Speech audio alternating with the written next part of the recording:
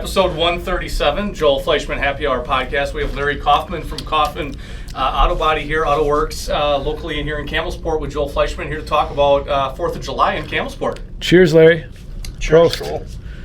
Yeah, 4th of July here in Campbellsport is as it's done around the country, I think. I don't know, maybe it's a Wisconsin Midwest thing, but our volunteer firemen, God bless all of them, they put on a fundraiser for their own little community here, July 3rd and 4th, and it's got to be their 100th and 20th year doing it. Really?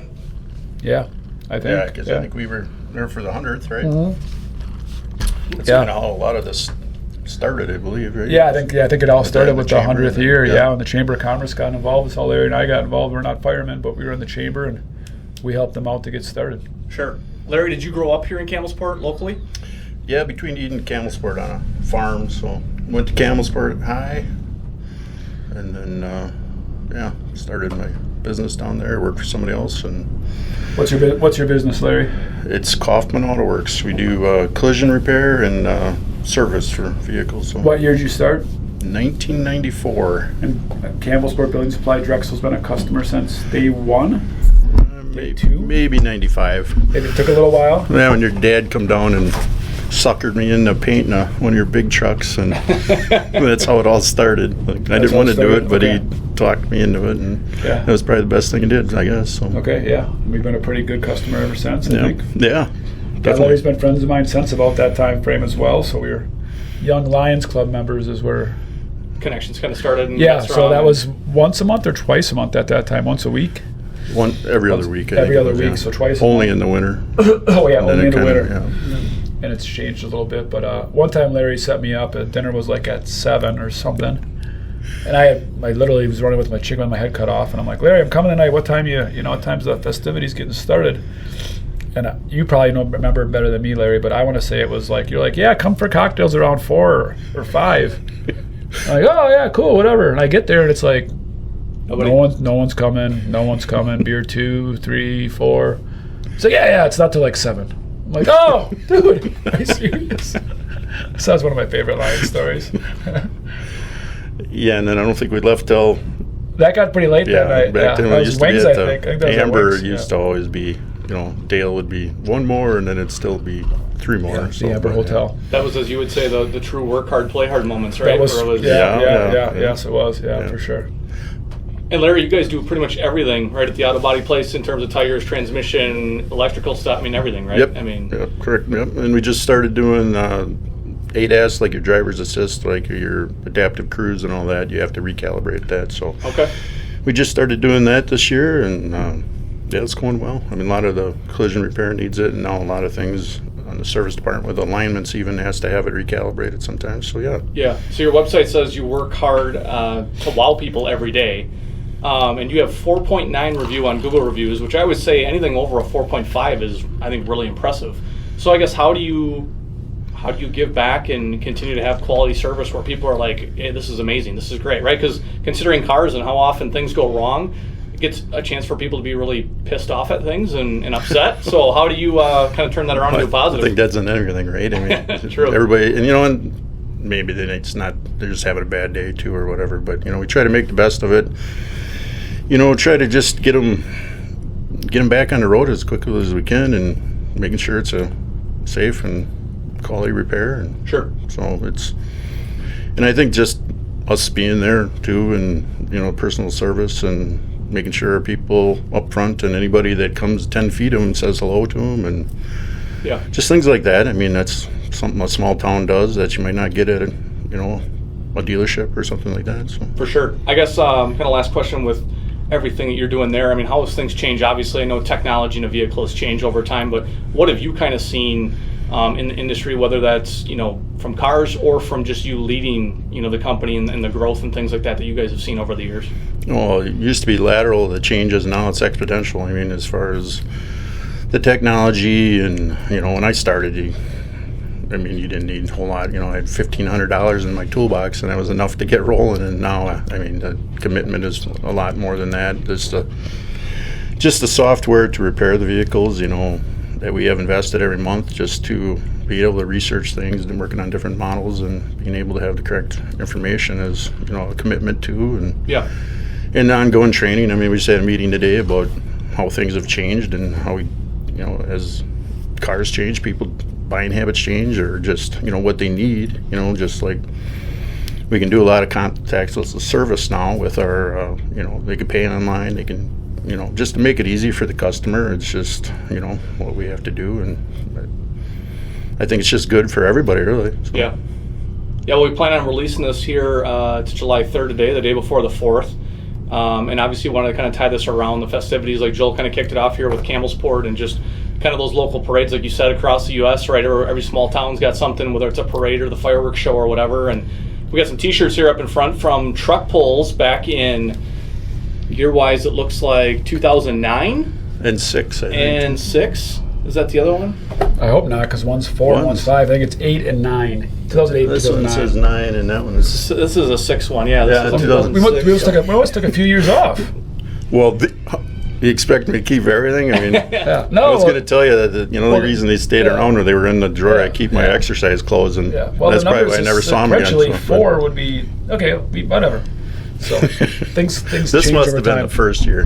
No, it's Truck Pull 4, though, it says right here. Is it? Yeah, it says 4 on it. So Holy man. 4 and then 5. Must have got 3 years off, which I don't remember, but must have brought it back at some point.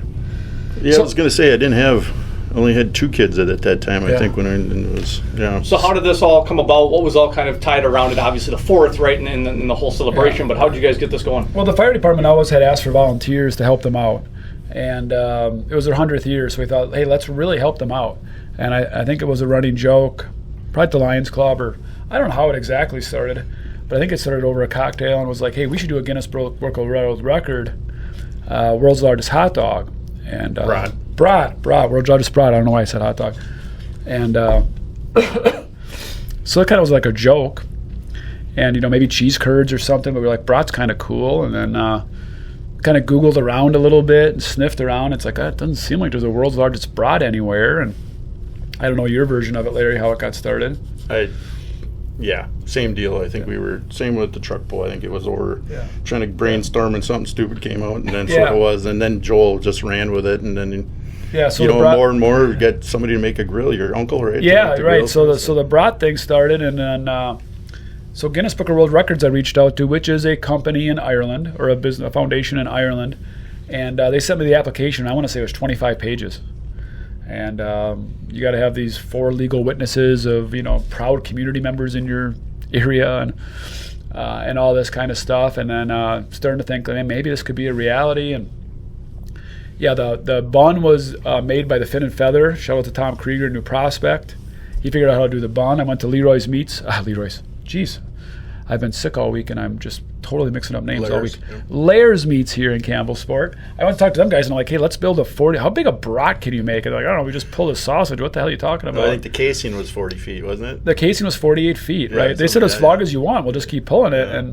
And the reason it became 48 feet, I didn't know how to haul it, and we have the longest I-joists that we carry are 48 feet. So I'm like, okay, we'll build it around the I-joist, and we'll just put it on the I-joist, because how do you carry something that far? And then, I didn't know how to grill it. And then there was a guy that we hunt with, actually, my dad's first cousin. He passed away, R.I.P., but Ducky Zern was a welder and used the pieces of conveyor belt and welded a charcoal grill. And then we were kind of in business. I'm like, that's kind of about it. And we did, I wish I had the data. I don't anymore. But it was around, I want to say, 30, 40 gallons of ketchup, gallons and gallons of pickle relish. And then it kind of took a life of its own at that point. We had a police escort.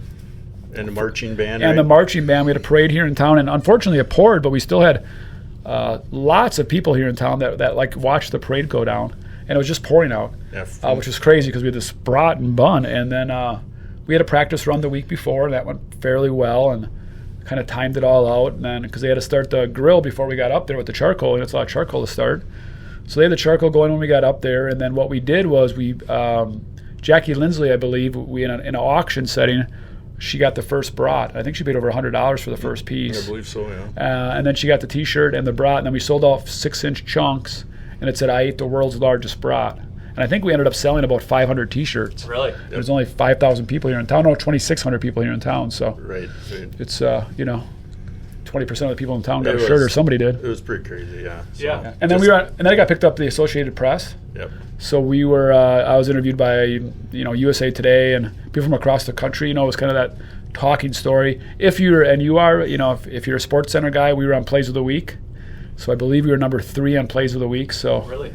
yeah, that was part of the legacy, Which again, it's cool. July of 04, at that time, right? I mean, internet's around, but it's dial up. I mean, there's a lot of things that aren't really. Yeah, it was. Where it's not No, like. yeah, it wasn't like crazy that where it got picked up on like literally local papers, Plays of the Week, and then on July 4th, and I was screaming hungover. Even until July 5th, my phone would ring, and I'd pick up, and it would just be, "Hey, we're Some Louis. random reporter or We're something. Louis in St. Louis. You're going live in 20 seconds."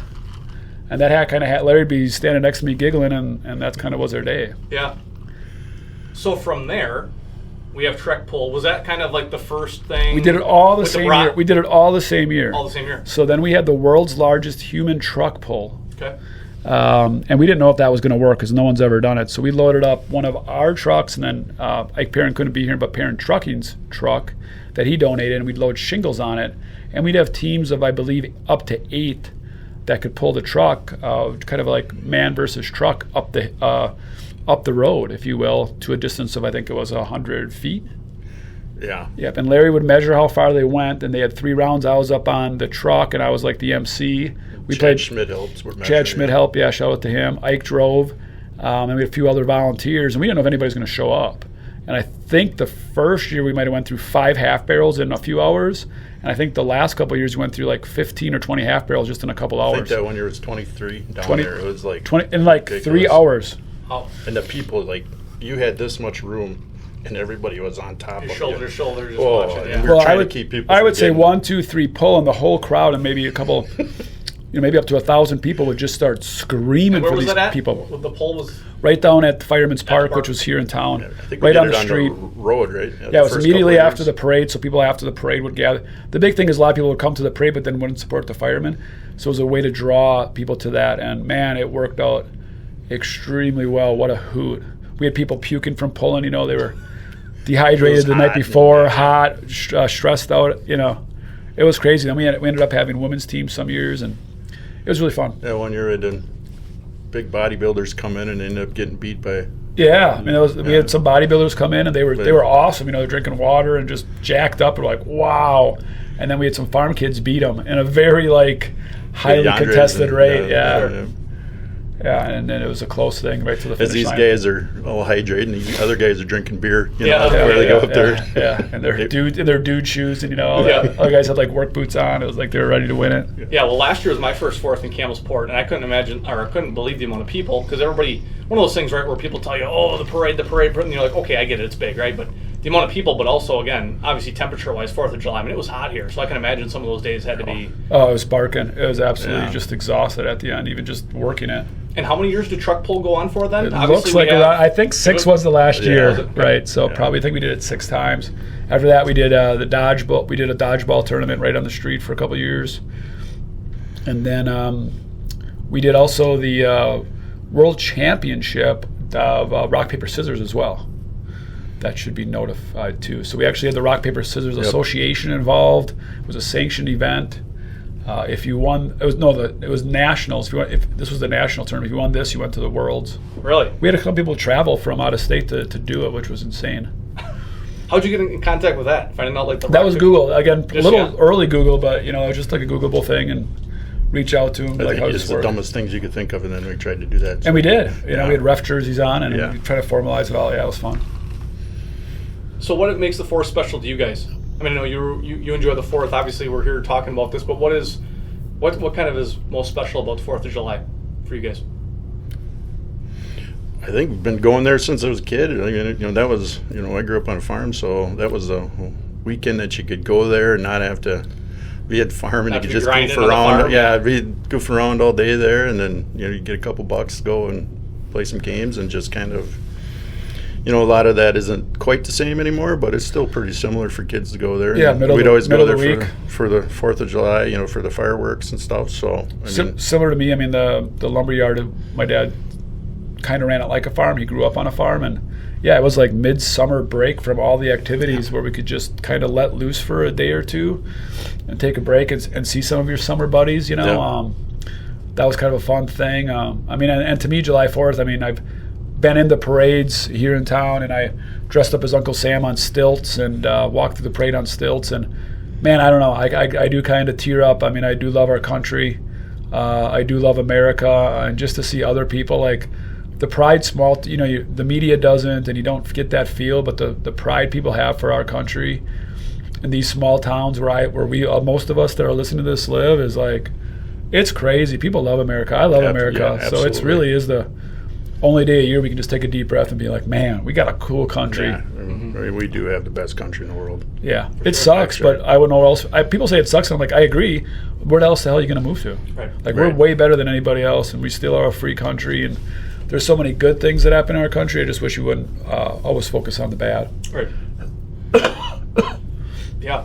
Even the story of it, right? I mean, the George Washington, I mean, the Declaration of Independence. I mean, those guys were just like, you know, they came across here for whatever reason, ended up in America, right? They're just regular humans, right? And they're like, no, I'll sign that.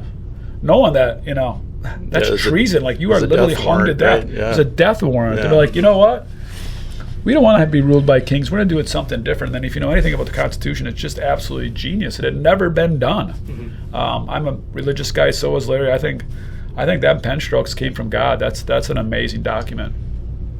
Yeah, there's a reason why those words are in there. Yeah, that's pretty cool.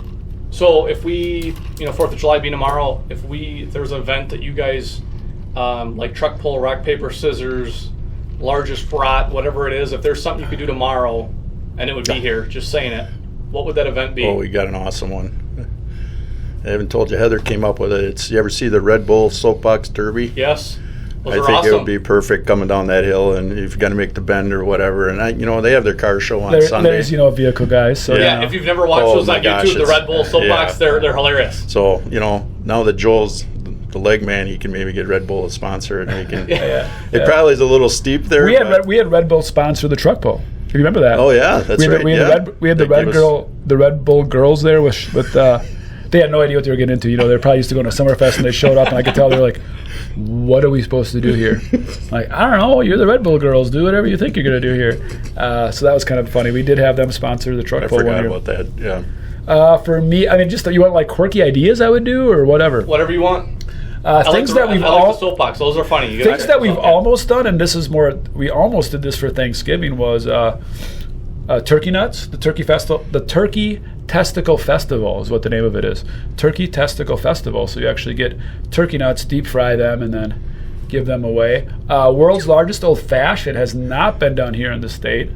World's largest cocktail, but I thought of making a clear plastic, basically tub-looking thing, right? And then have local distilleries for your whiskey and local drinks, ice, cherries from Mushroom Place. Yeah, Mushroom. Forest Floor. Forest Floor. Yep. Right, you could have all local people doing that, and you could have tap on the bottom of it.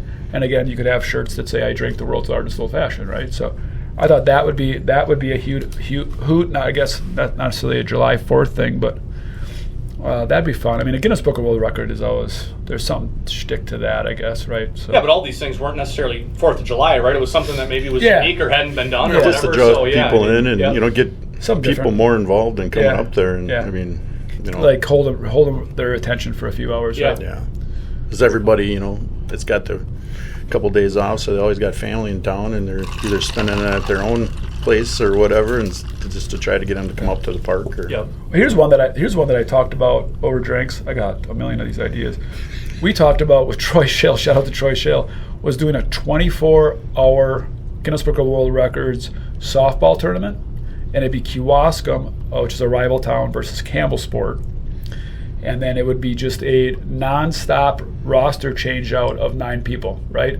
So the Lions Club could have 9, alumni team could have 9, Marcus could say he's got 9 for Drexel, and okay, you're on from 10 a.m. till noon. Yep. Right, you could have a guy that just says, hey, I want to play as many innings as I can, right? And you just keep a running score for 24 hours. That would be cool. You could have all the stats, too, where, Marcus stuck around, he's like, well, I'm not going to go to bed. And, okay, we're shorthanded, Marcus, jump in. He's like, yeah, he was, 18 for 19, or he was 57 for 63 with, whatever. Count all the stats up and track it all, and then, then you could bring your dream team in for the last hour, right? Like that could peak at some point, that last one. But you could have we talked about, you could have live music and you could have a band playing at night. You could, in the morning, you're serving breakfast. Hey, I got to play at 7 o'clock. Right, somebody's got to play at 2 a.m. Somebody's got to play at 3 a.m. I mean, it's a 24-hour game, right? Yep. Schedule your refs, and you have one coach. They have like your honorary coach who comes and goes. Stay awake. Yeah, right. But he comes and goes, and then you have your last hour tip-off wherever that score is, and then we said the funds could all go either to the Kewaskum Booster Club or the Campbellsport Booster Club, right? It all stayed with the different team, whichever team won every year. Yep. I thought that would be a riot. That would be cool. Because I don't think that's ever been done either. Yeah. The last hour would get intense, right? It would be very intense. Or you just show up for your 1 hour game and you're like, well, where are we at? It's like, oh, we're down 14. It's like, no, we got you, right? Or we're down 82. Like, no way, come on, guys, what happened? Yep. That's good. Then you have to bring back the beer drinking trophy too, just to make sure you keep it a little more fair. Yeah. We actually had a beer drinking trophy then as well for the truck pull, which was just as big as the truck pull trophy. So. Well, I love the softball one with you get the youth involved, you get all ages involved, right? I mean, everybody's involved in there. Yeah, girls, boys. Again, you have 24 games to play on both sides. So you really have 48 teams you have to compile among two communities. Yep. Yeah. So all age groups. Yeah. I mean, you have U10. Yeah. Girls play U9, boys, whatever, right? Just a little. It's a lot of coordination, but I thought that'd be pretty cool. Yeah. Once you have the coordination down, it kind of runs itself. Same thing. You have the concession stands open. Now you got to play in a park where you have to have tents and campers set up for people. Yeah, again, whatever. Like guys, like that dude's passed out. I don't know. He's been here since the 9 o'clock game. I don't know what to do. Right? Tell me when I'm gonna play. Yeah, we'll wake you up. People are drunk, pass out, get sober up, wake up. Yeah, and they're still playing, right? You can literally play, get drunk, go home, take a nap, come back, and there's still like 7 more hours of the game. Mm-hmm. Guys are texting each other, what's the score? Should I come up? Is it worth my time? And I think the championship game would be, the last hour, I should say, not the championship, the last hour would be a hoot. Yeah. Yeah, bringing all the ringers in. And bring your max team, right? Yeah, whatever that is, right? Come back for the last 2 games, Yeah, I played, you literally played a day to go, and you're like, okay, I'll come back up for the championship game, right? Or the last hour, right? I played, I had a dinger, I did my part. What'd you guys do? Well, I was 0 for 4. Well, that's why we lost, whatever, right? Yeah. So, I don't know where that came from. Very cool. Well, I guess we always finish up with this, Larry, with having one giant billboard of a meaning of something that means something to you, your business, your family. Just one, could be one word, could be a sentence, whatever that is, but it's on Highway 41. Everybody in the world would see it when they drive by it.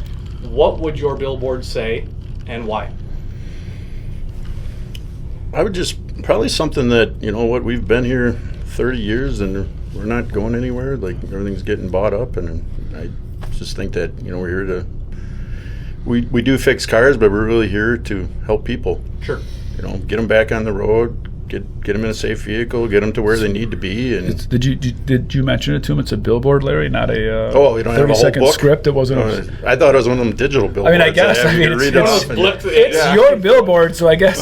Right away you got to put limitations on it. It's a little wordy, but it's your billboard. You do you. So. I was almost thinking out of that, it's like the story of Koffman Auto Body on a billboard. I guess people could walk by it. It's possible. Well, I thought they were on a bicycle. 14 font is on a billboard. Okay. That's actually a good question. Would people look that much closer to read something if it was smaller? No, you're going 80 miles an hour. No, you can't see that. Yeah, you just can't. You just literally there's the visualization of that. So I'm just wondering. Not without falling off the road. But if you're in Campbellsport and you got a billboard, and let's say it's if you're walking by it, whatever. Yeah, okay, whatever. Is your great billboard? I guess what I got out of that though is like here to stay kind of thing, almost like. Yeah, I think more that we're here, we're working on cars, but we are here to help people. Yeah. So that's really what we're after about. Yeah. Check out his new website. It just launched today. It's right behind me, by the way. Shout out to Koffman Auto Body, and hi to Heather if she's listening. And he's also got 3 great boys, so shout out to them as well. Yeah. Well, Larry, thanks for taking the time to join us. Yeah, thanks for having me. Yeah, thanks for coming. Absolutely. Thanks. Happy 4th. 137. Peace. Yeah, happy 4th.